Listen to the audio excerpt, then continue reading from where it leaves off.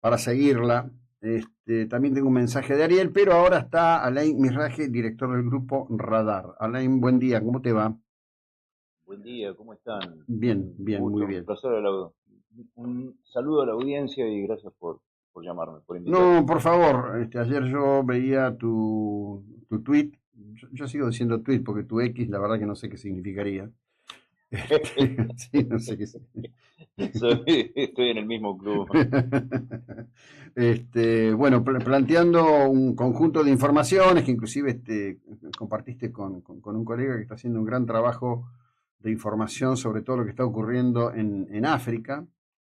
Y vos, bueno, planteás un conjunto de información que me parece importante compartir con nuestra audiencia de lo que está ocurriendo en Sudán y también en Nigeria, ¿verdad?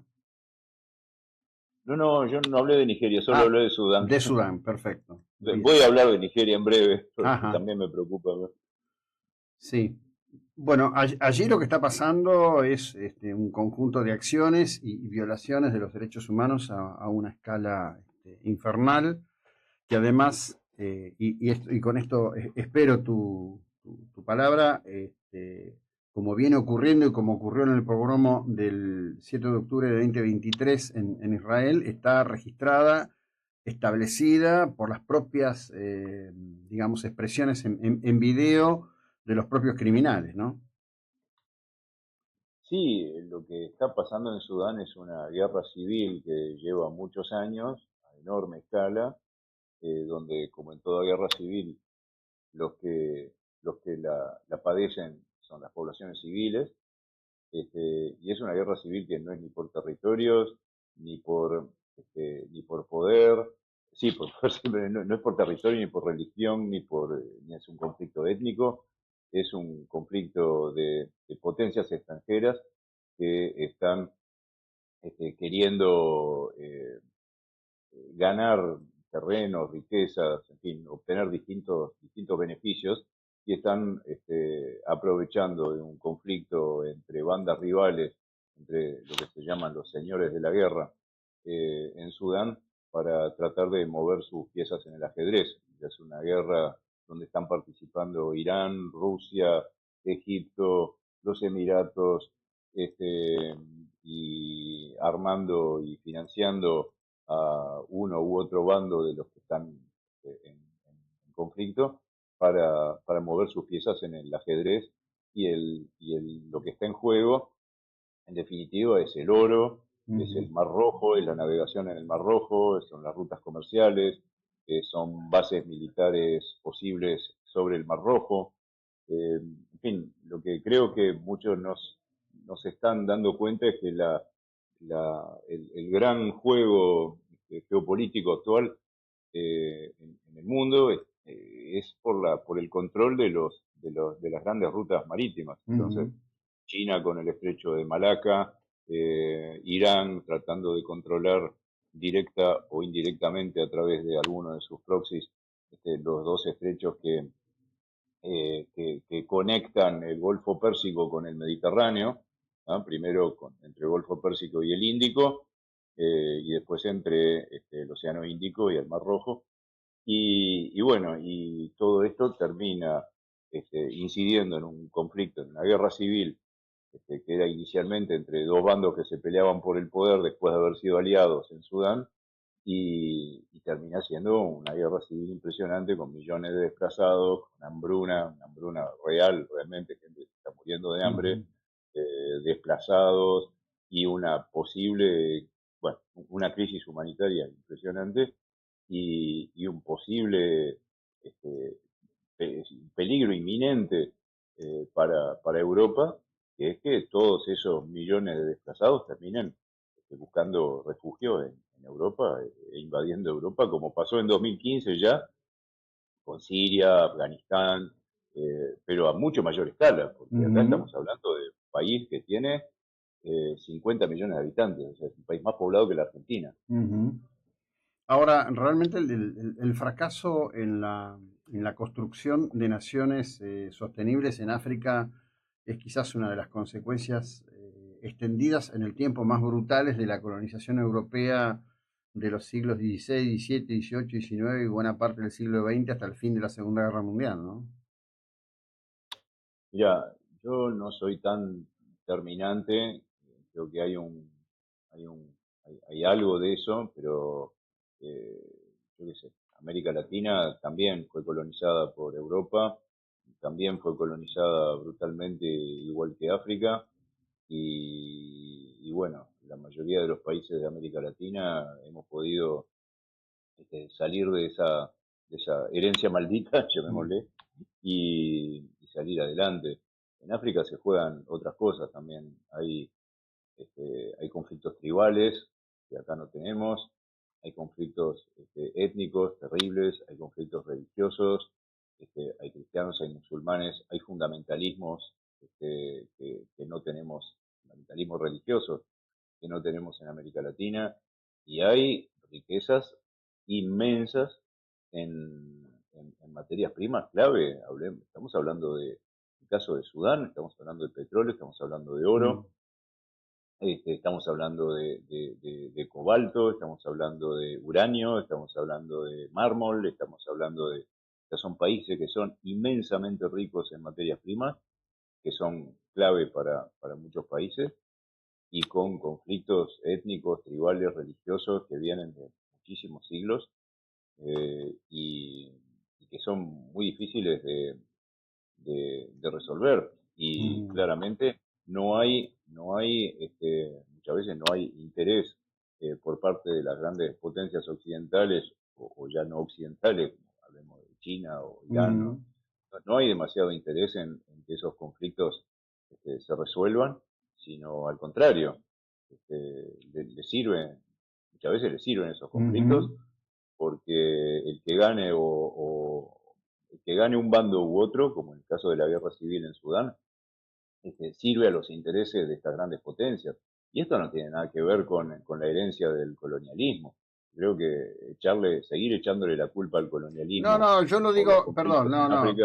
no, no, no, a ver, ha habido suficiente tiempo para que las cosas se acomoden, se ordenen. Digo, hay un tema, por ejemplo, vos hablabas de los temas étnicos, ¿no? Yo no sé, por distintas razones, quizás porque tiene que ver con mi adolescencia, siempre tengo muy presente lo que pasó cuando fue la guerra en o por lo que se llamó Biafra en su momento, ¿no? Nigeria, sí, En sí. Nigeria, ¿no? En su momento. Bueno, ahí hubo básicamente un enfrentamiento entre sectores que eran predominantemente cristianos contra sectores que no lo eran, porque el islamismo no tenía la preponderancia que tiene ahora, y hay mucho de las diferencias estas de luchas étnicas que están, digamos, subsumidas frente a nuestra apreciación por el hecho de que las fronteras fueron trazadas en articulaciones políticas que se hicieron en el interés de esos gobiernos de esa época, ¿no?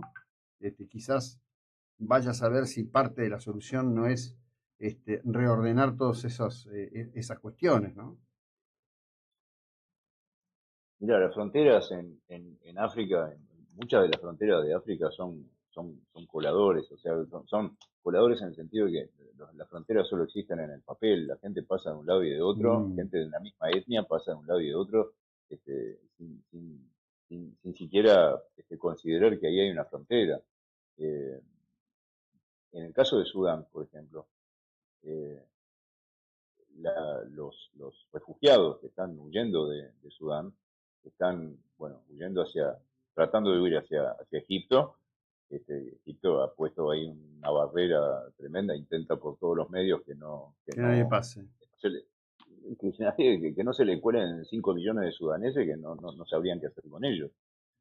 Pero entonces huyen hacia el oeste, hacia Chad, y de ahí hacia Libia, y esas dos fronteras, de Sudán hacia Chad, que es en medio, que es el desierto, es el Ujú, Sahara, ujú, y del Chad hacia Libia, que ya hacia el norte, sobre el Mediterráneo, son, son fronteras inexistentes, son fronteras que solo existen sobre el papel, mm, pasan de un lado al otro como como son las nada, mismas etnias de un lado y del otro. claro. Eh, entonces, yo no sé, el concepto de frontera en África es bastante diferente del concepto de frontera que nosotros conocemos Claro. acá en América Latina. Sí, es cierto que son fronteras que muchas veces fueron creadas arbitrariamente, pero fíjate, por ejemplo, en Nigeria. Se hablaba de Nigeria. Yo no Mm, sé, creo que en Nigeria se hablan algo así como 70 u 80 idiomas diferentes, y ujú, no es una exageración, y cada uno corresponde a una etnia diferente.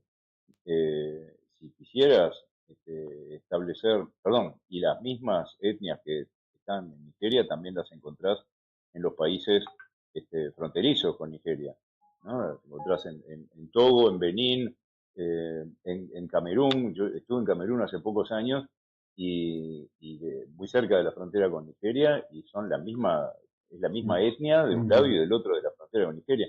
Entonces, ¿qué tenés que hacer? ¿Qué habría que hacer? Hacer un país para cada una de las etnias que componen mm. los grupos Sí, sería imposible, étnicos ¿no? y de idiomas. Sería imposible. Mirá India. Mm, India tiene el mismo, originalmente el mismo tema. sí. Antes de la llegada de cuando se fueron los ingleses, hubieran podido generarse no sé cuántas decenas de países diferentes, cada uno con su etnia, con su lengua, y no tienen nada que ver uno con otros. Sin Ujú, embargo, bueno, lograron recomponer una unidad. Sí, se dividieron con Pakistán, los musulmanes para un lado, los hindúes para el otro, más o menos. siguen, siguen habiendo conflictos este, derivados de esa frontera medio artificial que se creó por una división religiosa, en el año 48, pero siguen teniendo problemas internos para resolver. sí, claro. Entonces, yo qué sé, las fronteras, y sí, los ingleses no siempre fueron muy felices en la definición de fronteras, los franceses todavía menos en África, pero seguir este, cargándole la responsabilidad de esas fronteras artificiales a la guerra, por las guerras civiles que hay hoy. Fíjate, Asia Central, ¿no? También estuve en Uzbekistán hace Mm, algunos años, y ex República Soviética de Asia Central, mm, y todas las repúblicas soviéticas de Asia Central, las fronteras fueron creadas artificialmente por Stalin, ujú, eh, para que siempre hubiera un mínimo de conflicto étnico dentro de cada uno de esas repúblicas, entre comillas. Entonces, en Uzbekistán tenés, no sé, como 80 o 90 nacionalidades diferentes. Hay ciudades en las que no se habla uzbeko, se habla tayik. Hay ciudades en las que se habla tayik y no se habla uzbeko. Hay ciudades en las que los carteles están en 3 idiomas diferentes. Eh, entonces, unos son de etnias turcas, otros son de etnias persas, y sin embargo, más o menos logran convivir, siempre con un mínimo de conflicto, porque ahí se meten también, si te tenés al sur, los afganos, donde tienen una minoría uzbeca muy grande, entonces se sienten más cercanos a los uzbecos que están en Uzbekistán, en otro ujú. país. Todo eso, el tema de las fronteras, seguir echándole, cargándole la responsabilidad a quienes diseñaron esas fronteras por los conflictos actuales. Creo que es un poco, ya está, ya fue, Ya ya fue. creo que crecimos todos, y si quisiéramos, si realmente hubiera voluntad política, podríamos resolver eso. Bueno, El tema es dependerá otro, son los intereses. económicos, indudablemente que hay mucho interés económico en todo esto. Claro, Alain, claro, desde ya muchas gracias, buena jornada, muy amable.